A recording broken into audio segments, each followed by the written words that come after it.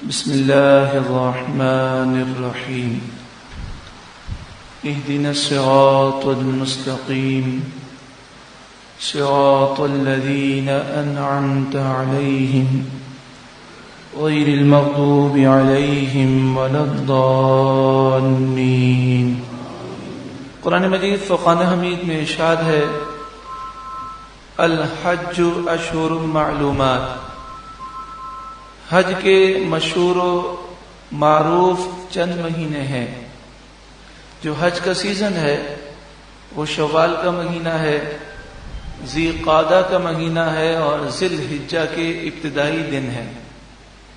فمن فرض فیہن الحج، جو ان ایام میں حج کا احرام باندھ لے، حج کا وہ ارادہ رکھے، فلا رفث، تو کوئی بے حیائی کا کام نہ کرے، ولا فسوق، اور کوئی گناہ نہ کرے، ولا جدال فی الحج، اور حج میں جھگڑا نہ کرے۔ اس آیت کریمہ سے یہ معلوم ہوا کہ حاجی کے لیے لازم ہے کہ حج کے دوران 3 چیزوں سے بچنا ہے۔ بے حیائی سے اپنے آپ کو بچانا ہے، نگاہوں کی حفاظت کرنی ہے، گندے خیالات سے اپنے آپ کو دور رکھنا ہے، ولا فسوق، اور کوئی گناہ نہ ہو۔ حج سے پہلے بھی حج کے بعد بھی اس سفر میں انسان کو چاہیے کہ وہ ہر قسم کے گناہوں سے اپنے آپ کو بچائے۔ ولا جدال فی الحج، اور حج میں جھگڑا نہ ہو، یہاں تک کہ اگر آپ حق پر ہیں پھر بھی جھگڑا کرنے کی اجازت نہیں، اپنے حق کا مطالبہ نرمی سے کرنا ہوگا، کیونکہ جس مقام پر آپ پہنچے ہیں، مکہ مکرمہ، مدینہ منورہ، مینا شریف، عرفات شریف، مزدلفہ شریف، ان مقامات کی تعظیم یہ ہے، ادب یہ ہے کہ اس ادب کی وجہ سے اپنے آپ کو جھگڑے سے بچایا جائے۔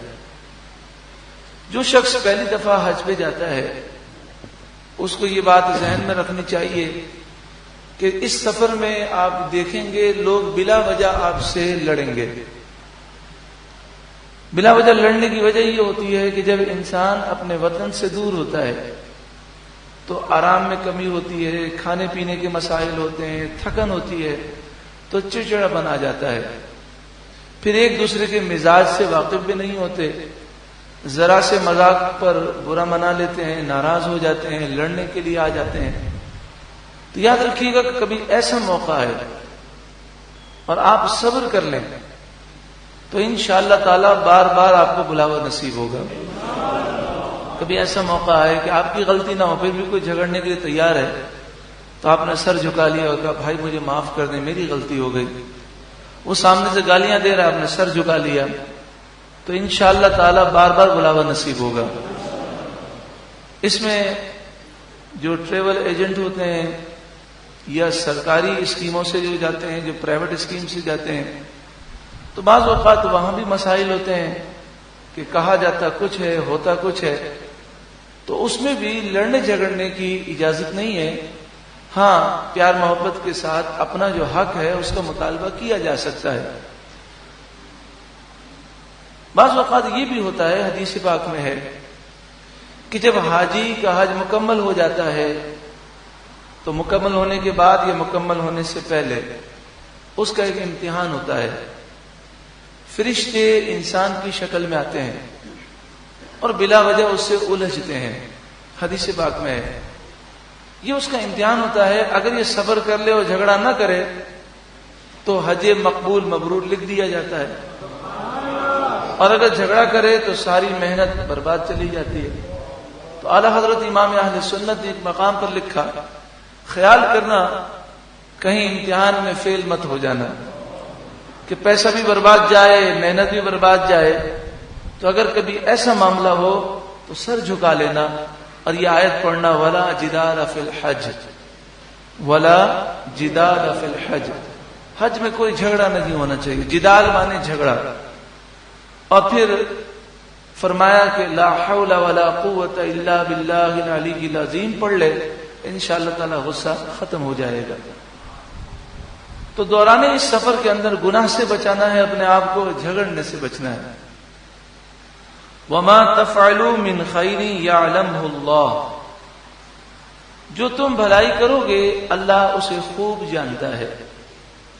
وَتَزَوَّدُوا، اور سامان سفر لے جاؤ۔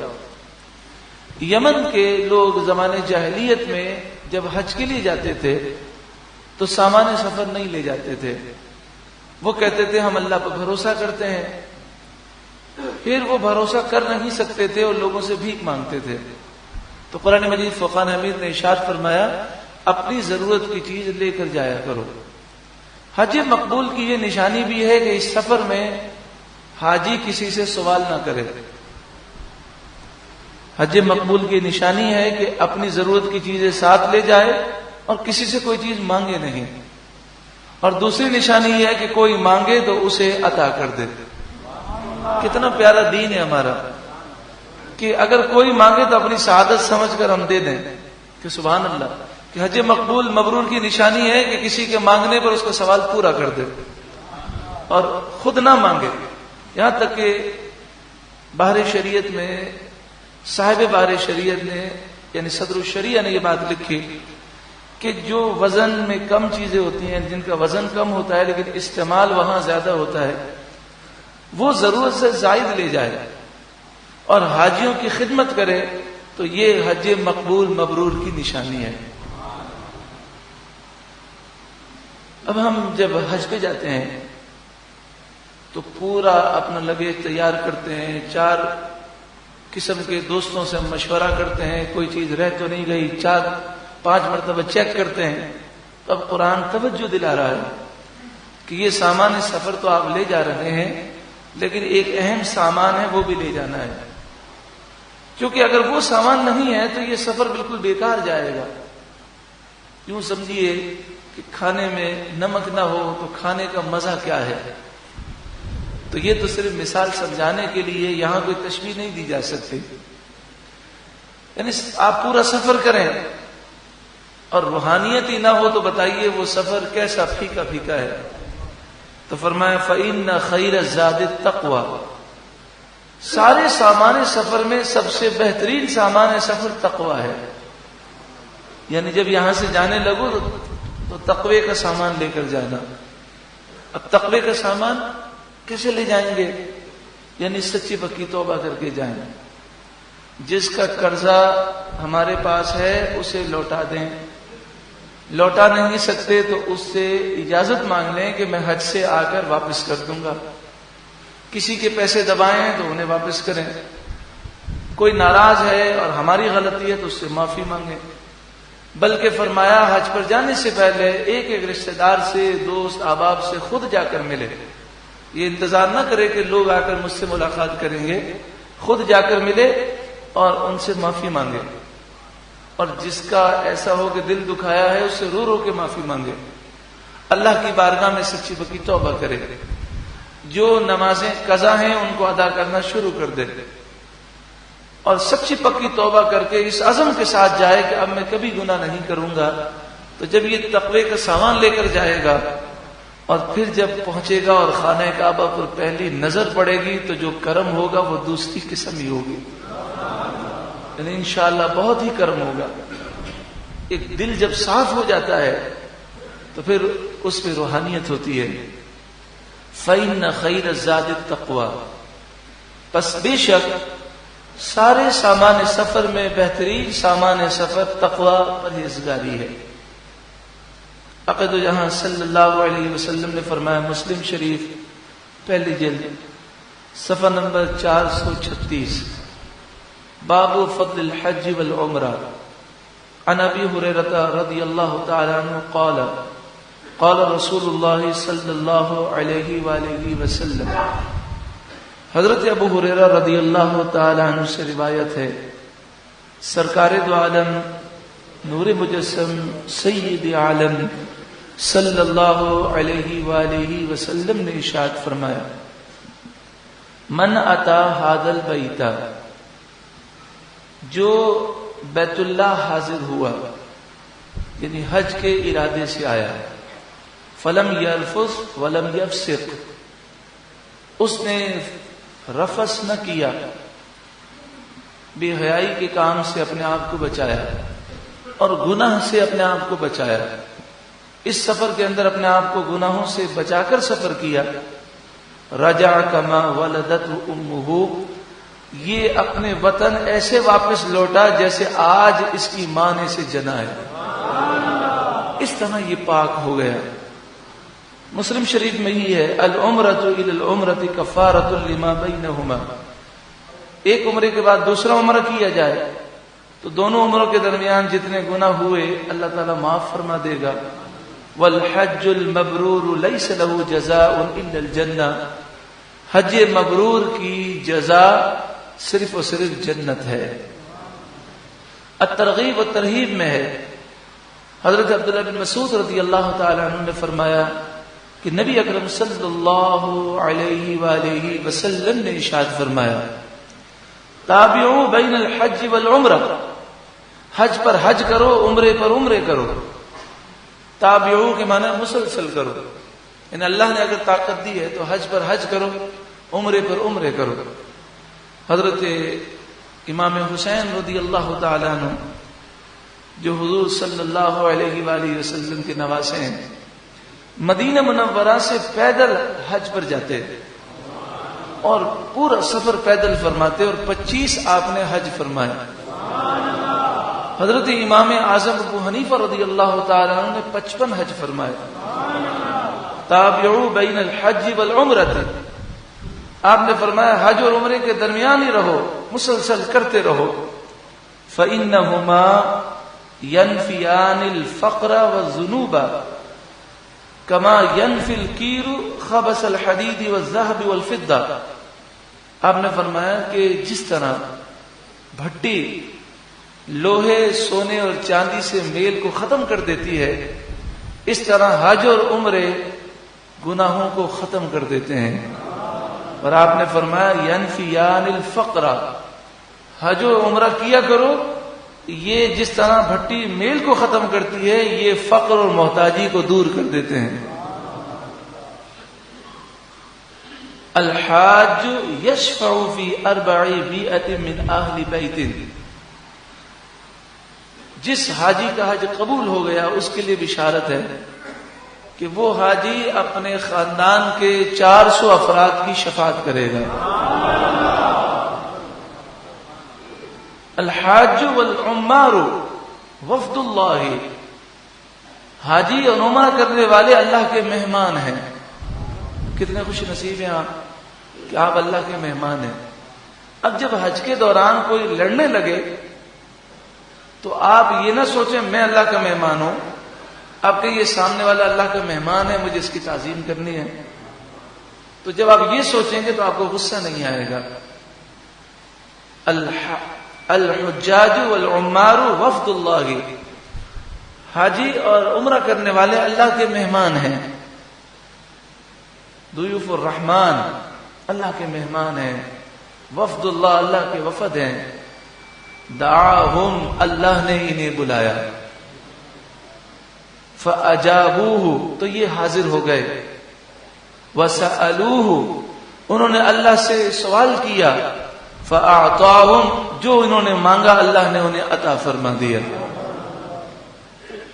یغفر للحاج ولمن استغفر له الحاج، حاجی کی مغفرت کر دی جاتی ہے، اور حاجی جس کے لیے مغفرت کی دعا کرے اللہ اسے بھی بخش دیتا ہے۔ تو جب بھی کوئی حج کے لیے جا رہا ہو تو آپ اسے یہ دعا ضرور کہیں کہ میرے لیے بخشش کی دعا کرنا، خاص طور پر عرفات کے میدان میں۔ اور جب آپ حج پہ جائیں تو عرفات، منا، مزدلفہ میں حج کے احرام کی حالت میں ہو سکے تو اپنے رشتہ داروں اور دوست احباب کا نام لے لے کر ان کے لیے مغفرت کا سوال کریں کہ فرمایا حاجی کو بھی بخش دیا جاتا ہے، وہ جس کے لیے مغفرت کا سوال کرے اسے بھی بخش دیا جاتا ہے۔ تعجلوا الى الحج فإن أحدكم لا يدري ما يعرض له، پیارے آقا صلی اللہ علیہ وسلم نے فرمایا جس پر حج فرض ہو جائے تو تاخیر مت کرو، حج کرنے میں جلدی کرو. تم میں سے کوئی نہیں جانتا کہ آگے کیا ہوگا. آج طاقت ہے، ہو سکتا ہے اگلے سال بیماری آ جائے، ہو سکتا ہے کوئی ایکسیڈنٹ ہو جائے، ہو سکتا ہے اگلے سال زندہ ہی نہ ہو. تو جس پر حج فرض ہو جائے اسے تاخیر کرنا منع ہے. ان داود النبی علیہ السلام قال، حضرت داؤد علیہ السلام نے اللہ کی بارگاہ میں عرض کی. بڑی پیاری حدیث ہے، سبحان اللہ. الہی ما لعبادک علیک اذا هم زاروک فی بیتک.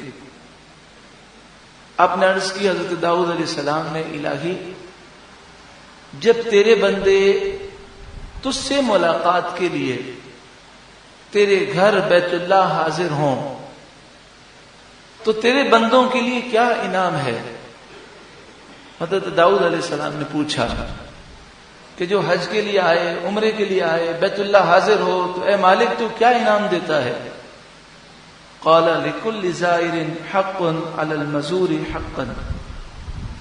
اللہ نے فرمایا کہ جب کوئی شخص کسی سے ملاقات کے لیے جاتا ہے تو جس سے ملاقات کی جاتی ہے اس پر حق ہے کہ وہ اس کی عزت کرے. یا داود ان لہم علی، اے داود بے شک ان کے لیے میرے ذمہ کرم پر یہ حق ہے، ان اعافیہم فی الدنیا، یہ میرے مہمان ہیں، میں دنیا میں ان کو ہر آفت سے بچاؤں گا. وَأَغْفِرَ لَهُمْ إِذَا لَقِيتُهُمْ، اور جب وہ مجھ سے ملاقات کریں گے تو میں انہیں بخش دوں گا. الحمدللہ حج کے یہ فضائل بھی ہیں، برکتیں بھی ہیں، اور آپ میں سے ہر حاجی یہ چاہتا بھی ہوگا کہ حج مقبول و مبرور ہو. تو پہلی جو ہمیں نشانی حاصل کرنی ہے وہ یاد رکھیے گا، یہاں سے جانے سے پہلے ہی سچی پکی توبہ کر لیں. ہمارے جو بھائی، ہماری جو بہنیں نمازوں کی پابندی نہیں کرتے وہ سچی پکی توبہ کریں، نمازوں کی پابندی کریں، حرام کام چھوڑ دیں، بد نگاہی سے توبہ کریں، TV, internet, mobile phone, Facebook, WhatsApp, اس پر اگر بد نگاہی کی عادت ہے تو اس سے اپنی جان چھڑائیں. جھوٹ سے، سود سے، رشوت سے، ہر گناہ سے سچی پکی توبہ کریں. ہمارے جو بھائی ہیں جن کی داڑھی شریف نہیں ہے وہ داڑھی شریف رکھنے کی نیت کریں، داڑھی شریف بڑھا لیں اور عرض کریں کہ یا رسول اللہ میں آپ کی خدمت میں کیا تحفہ لے کر آؤں، آپ نے مجھے بلاوا دیا ہے اور تو کچھ بھی حاضر نہیں، داڑھی شریف میں تحفہ پیش کرتا ہوں. اور داڑھی شریف بھی رکھیں تو ایک مٹھی، کیونکہ داڑھی شریف جس کو داڑھی شریف کہتے ہیں وہ ایک مٹھی ہے، ایک مٹھی سے کم داڑھی تو وہ داڑھی نہیں ہے. تو ایک مشت داڑھی شریف کی نیت کریں اور ابھی سے رکھنا شروع کر دیں تاکہ یہ مبارک تحفہ جو ہے سرکار کی بارگاہ میں ہم پیش کریں. اور جو میری بہنیں حج پہ جا رہی ہیں وہ ابھی سے شرعی پردہ شروع کر دیں. یاد رکھیں چہرے کا پردہ بھی ضروری ہے. صرف احرام کی حالت میں چہرے کے مسائل ہیں اور شریعت نے آسانی دی ہے اور اس کے مسائل بیان فرمائے. تو چہرے کا پردہ بھی ضروری ہے. آپ بتائیں اگر صحابیات اور حضور کے دور کی خواتین چہرے کو نہیں چھپاتی تھیں تو پھر رسول اللہ صلی اللہ علیہ وآلہ وسلم نے احرام میں یہ مسئلہ کیوں بیان کیا کہ چہرے پر کپڑا نہیں آنا چاہیے؟ وہ چھپاتی تھی تبھی تو مسئلہ بیان ہوا کہ اب احرام کی حالت میں آپ کا کپڑا چہرے پہ نہیں آنا چاہیے. تو ہماری جتنی بہنیں ہیں وہ شرعی پردہ کریں اور یہ عزم کریں کہ اب میں جب گھر سے باہر نکلوں گی تو اپنے جسم کو مکمل چھپا کے نکلوں گی، نامحرم مردوں سے بے تکلفی اور بے پردگی سے بچوں گی. دوسری چیز، اس پورے سفر میں گناہ سے بچنا ہے، لڑائی جھگڑے سے بچنا ہے، بے حیائی سے بچنا ہے. اور تیسری بات یہ کہ جب اس سفر سے واپس آئیں تو حج مقبول کی نشانی یہ ہے کہ زندگی میں انقلاب آ جائے. اعلی حضرت امام اہل سنت کے خلیفہ صدر الشریعہ بدر الطریقہ حضرت علامہ مولانا امجد علی خان علیہ رحمہ نے حج کی جو کتاب لکھی ہے، جو بحر شریعت کا چھٹا حصہ ہے، یہ اردو میں جتنی کتابیں اس وقت پاکستان انڈیا میں ملتی ہیں، ان میں سب سے اعلیٰ اور بہترین کتاب ہے۔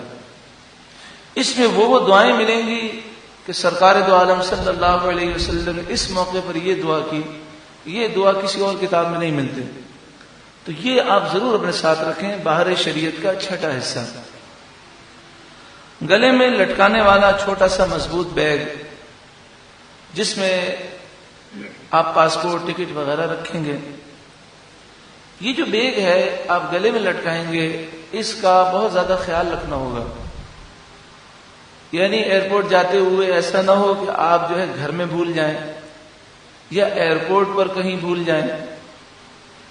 اس کا خیال کرنا ہے، کیونکہ اس میں پاسپورٹ ہوگا آپ کا، اس میں ٹکٹیں ہیں، اور اگر آپ کرنسی رکھتے ہیں اور بیگ میں لٹکاتے ہیں تو اس صورت میں اس کا بہت خیال کرنا ہوگا۔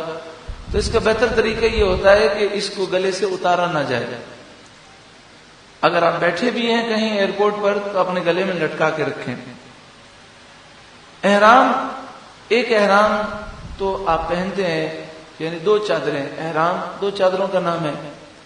اس کے علاوہ ایک چادر یا 2 چادر آپ ایکسٹرا رکھ لیں کہ اگر ایک چادر خراب ہو گئی تو دوسری کام آ جائے گی۔ جو ایکسٹرا احرام کی چادریں رکھیں گے اس پر خوشبو ہرگز لگی نہ ہو، بالکل بغیر خوشبو کے ہوں۔ اور جو احرام آپ پہنیں گے اس میں خوشبو کا کیا مسئلہ ہے وہ ابھی عرض کرتے ہیں۔ احرام کے تہبند پر باندھنے کے لیے جیب والا بیلٹ، احرام باندھتے ہیں تو اس پر بیلٹ باندھتے ہیں، تو وہ بیلٹ اچھا ہونا چاہیے، اس میں جیب ہو تاکہ کوئی ضروری چیز مثلا موبائل یا آپ کو ریال وغیرہ رکھنے ہو تو آپ رکھ سکیں۔ حسب ضرورت لباس، اب آپ دیکھ لیں سردی کا موسم ہے تو سردی کا لباس چاہیے، گرمی کا موسم ہے تو گرمی والا لباس چاہیے۔ عام طور پر 4 جوڑے یا 6 جوڑے کافی ہوتے ہیں، تو 4 لے لیں یا 6 لے لیں۔ بس 4 ہوگا تو اس صورت بھی یہ ہوگا کہ پھر آپ کو جلدی دھونے کی ذمہ داری ہوگی۔ آئینہ، تیل، کنگا، مسواک، سرما، سوئی دھاگا، کینچی، یہ چیزیں سفر میں رکھنی چاہیے کہ سنت مبارکہ ہیں۔ آئینہ، تیل، اب تیل ڈالیں گے تو یہ آپ کو کسی سمجھدار سے مشورہ کرنا ہوگا کہ تیل کس طرح رکھنا ہے۔ اگر تیل آپ نے صحیح طرح سے پیک کر کے نہیں رکھا اور سامان میں کھل گیا تو کپڑے سارے خراب ہو جائیں گے۔ آئینہ، تیل، کنگا، مسواک، سرما، سوئی دھاگا اور کینچی۔ مگر یاد رکھیں کہ سوئی اور کینچی یہ ہینڈ کیری میں لے جانا منع ہے، یعنی جو ہینڈ کیری آپ اٹھا کر جہاز میں بیٹھتے ہیں اس میں یہ رکھنا منع ہے، آپ لگیج میں رکھ سکتے ہیں۔ سوئی، کینچی، چھری، اس طرح کی چیزیں لگیج میں تو الاؤ ہیں، لیکن ہینڈ کیری میں یا آپ کے ہینڈ بیگ میں جو آپ پلین میں اسے لے کر سوار ہوں گے اس میں اس کی اجازت نہیں ہے۔ اوڑھنے کے لیے کمبل یا چادر، تکیہ، بچھانے کے لیے چادر، تولیہ، گلے میں لٹکانے والی پانی کی بوتل، یہ آپ کو عرفات، مینا، مزدلفہ میں کام آئے گی۔ ضروری دوائیں جو آپ استعمال کرتے ہیں، جو بلڈ پریشر کے مریض ہیں، شوگر کے مریض ہیں، یا اور جو دوائیں وہ استعمال کرتے ہیں، نزلے زکام کی دوائیں وغیرہ، وہ ساتھ لے جائیں۔ لیکن یہ ہے کہ کبھی کبھی ایئرپورٹ پہ پکڑ لیتے ہیں اور وہ دوائیں جو ہیں وہ ضبط کر لی جاتی ہیں، تو اس کا طریقہ یہ ہے کہ حاجی کیمپ میں جا کر دواؤں کے متعلق جو ہے ایک سرٹیفکیٹ حاصل کر لیں، یعنی وہاں سے سیل کرا لیں، تو وہاں سے قانونی تقاضے پورے کر لیں گے تو ایئرپورٹ پہ دوائیں روکی نہیں جائیں گی۔ چلتے وقت عزیزوں، دوستوں سے قصور معاف کروائیں، قرضہ ہے تو وہ واپس کریں یا مہلت مانگ لیں۔ جب سفر پر جانے لگے تو اس طرح رخصت ہوں جیسے دنیا سے رخصت ہوتے ہیں، وقت رخصت سب سے دعائیں لیں تاکہ برکتیں حاصل ہوں. کوئی خاتون بغیر محرم کے سفر نہ کرے. سعودی قانون یہ ہے کہ اگر کوئی خاتون، آج کل انہوں نے قانون بنایا کہ اگر کسی خاتون کی عمر 45 سال ہو گئی تو اب اسے محرم کی ضرورت نہیں ہے. ان کے قانون کے مطابق 45 سال کی عورت ہے یا اس سے اوپر ہے تو وہ کہتے بغیر محرم کے جا سکتی ہے. یہ قانون شرعی نہیں ہے. شرعی مسئلہ یہ ہے کہ عورت کی چاہے جتنی بھی عمر ہو، سفر کے لیے ضروری یہ ہے کہ اس کا شوہر اس کے ساتھ ہو یا محرم ساتھ ہو. اور حقیقت یہ ہے کہ یہ دنیاوی اعتبار سے بھی ضروری ہے، کیونکہ عرفات مینا مزدلفہ میں لوگ نفس نفسی کا عالم ہوتا ہے. تو اگر عورت بغیر محرم کے اور بغیر شوہر کے گئی ہے اور اگر اسے کچھ ہو جاتا ہے تو بتائیے اسے اٹھائے گا کون؟ نامحرم شخص ہاتھ لگائے کتنا بڑا گناہ ہے. تو اس لیے شریعت نے پابندی کی ہے، اور رسول اللہ صلی اللہ علیہ وسلم کی حدیثیں ہیں کہ عورت جو ہے وہ بغیر محرم کے، شوہر کے بغیر سفر نہ کرے. تو ایسی عورتیں گناہگار ہوں گی، ہر قدم پر گناہ ہے. اور حج تو ہو جائے گا لیکن وہ گناہگار ہوں گے. اسی طرح بعض خواتین یہ کرتی ہیں کہ اپنے رشتہ داروں کے ساتھ وہ حج پر یا عمرے پر چلی جاتی ہیں اور کاغذات میں شو کر دیتی ہیں یہ میرا بھائی ہے، یہ میرے ماموں ہیں. تو ایک جھوٹ بولنے کا گناہ، اور پھر جب محرم ساتھ میں نہیں ہے بغیر محرم کے سفر کرنے کا گناہ الگ ہوتا ہے. سوال یہ ہے کہ احرام کہاں باندھنا چاہیے؟ تو احرام باندھنے کا ایک طریقہ یہ ہے کہ انسان گھر میں باندھ لے. دوسرا طریقہ یہ ہے کہ ایئرپورٹ میں جا کر وہاں واش روم ہے، احرام کی جگہ بنی ہے، وہاں باندھ لے. دونوں میں سے جس طریقے پر اسے آسانی ہو وہ احرام باندھ لے. احرام باندھنے کے بعد پھر نوافل پڑھنے ہیں، پھر احرام کی نیت کرنی ہے، تو وہ انشاءاللہ تعالیٰ بھی عرض کرتے ہیں. لیکن احرام باندھنے سے پہلے کیا کرنا ہے؟ تو احرام باندھنے سے پہلے جو سنت مبارکہ ہے وہ یہ، مثلا گھر کے اندر آپ اچھی طرح غسل کریں. احرام باندھنے سے پہلے غسل کرنا اس طرح سنت ہے، حدیث پاک میں فرمایا گیا کہ خوب جسم کو مل مل کر غسل کرے، اور غسل کے بعد حدیث پاک میں جسم پر خوشبو لگائے، اور پھر احرام کی چادروں پر خوشبو لگائے، حدیث پاک میں ہے، اور پھر وہ چادریں پہن لیں. کیونکہ ابھی نیت نہیں کی تو نیت کرنے سے پہلے جسم پر خوشبو لگانا یا احرام پر خوشبو لگانا جائز ہے. مگر خوشبو کیسی ہونی چاہیے؟ جیسے عطر ہوتے ہیں ایسی خوشبو نہیں ہو جس کا جرم ہو. جیسے مشک آتی ہے وہ پاؤڈر کی شکل میں ہوتی ہے، اسے لگاتے ہیں تو اس کا جرم رہ جاتا ہے، اس کی تہ رہ جاتی ہے، وہ منع ہے. باقی جو عطر وغیرہ ہوتے ہیں وہ لگائے جا سکتے ہیں. اسی طرح احرام باندھنے سے پہلے جب گھر میں وہ تیاری کرتا ہے، غسل کرتا ہے، تو ناخن وغیرہ کاٹ لے، جسم کے جو غیر ضروری بال ہیں اس کو صاف کر لے، اور پھر اگر اسے احرام گھر میں باندھنا ہے تو گھر میں باندھ لے. احرام باندھنے کا طریقہ ہم آخر میں عرض کریں گے تاکہ جو بھائی تاخیر سے آ رہے ہیں وہ بھی دیکھ لیں. احرام باندھنے کا طریقہ کوئی مشکل نہیں ہے، انشاءاللہ تعالی آسان ہے. اس کے کئی طریقے ہیں، ایک طریقہ ہم عرض کریں گے. اب آپ تصور کیجئے کہ کسی نے احرام باندھ لیا اور گھر میں باندھ لیا. اب اسے جو ہے احرام کے نوافل پڑھنے ہیں اور نیت کرنی ہے. تو احرام کے نوافل اسے پڑھنے سے پہلے اور نیت کرنے سے پہلے وہ 4 رکعت نفل گھر میں پڑھ لے. یہ سفر کے نفل کہلاتے ہیں.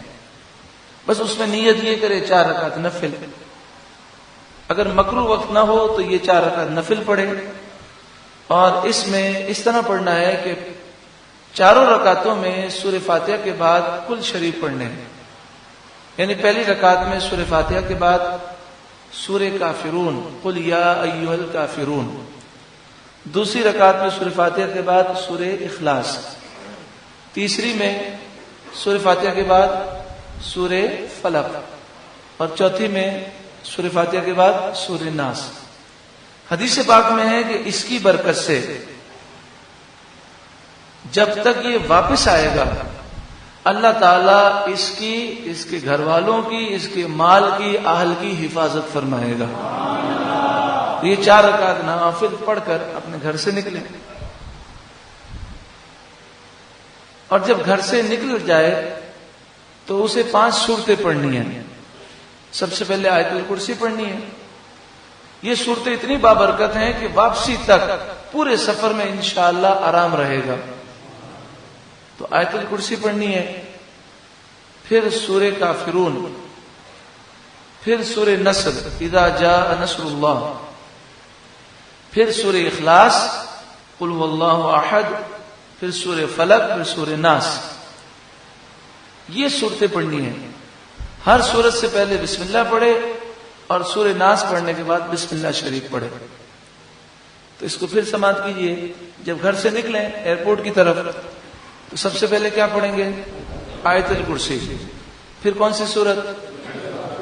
سورہ کافرون، پھر سورہ نصر اذا جاء نصر اللہ، پھر اس کے بعد سورہ اخلاص، پھر سورہ فلق اور سورہ ناس۔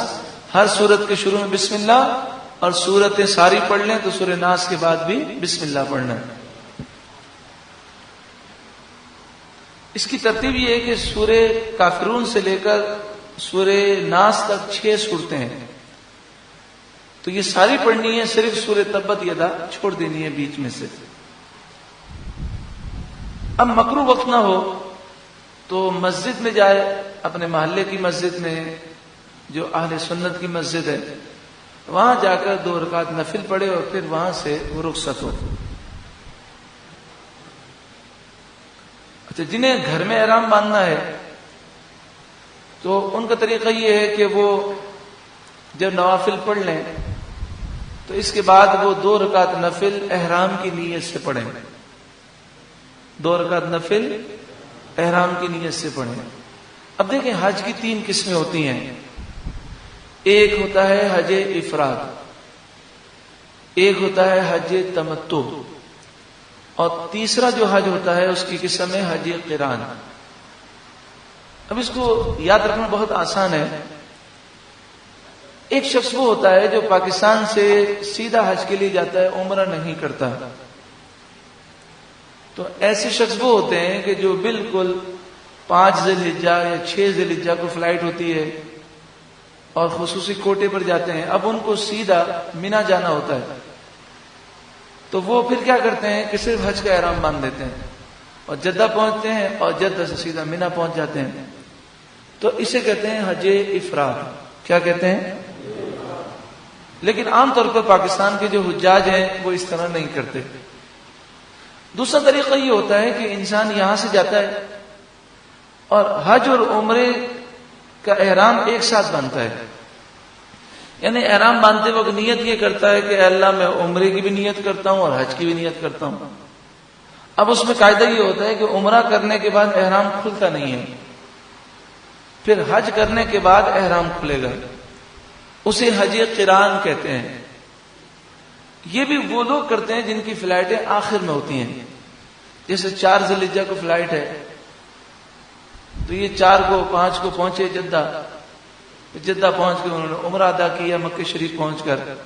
اب عمرے سے 6 کو فارغ ہوئے، ایک دن وہ مزید احرام کو انہوں نے رکھا اور 7 یا 8 کو مینا چلے گئے۔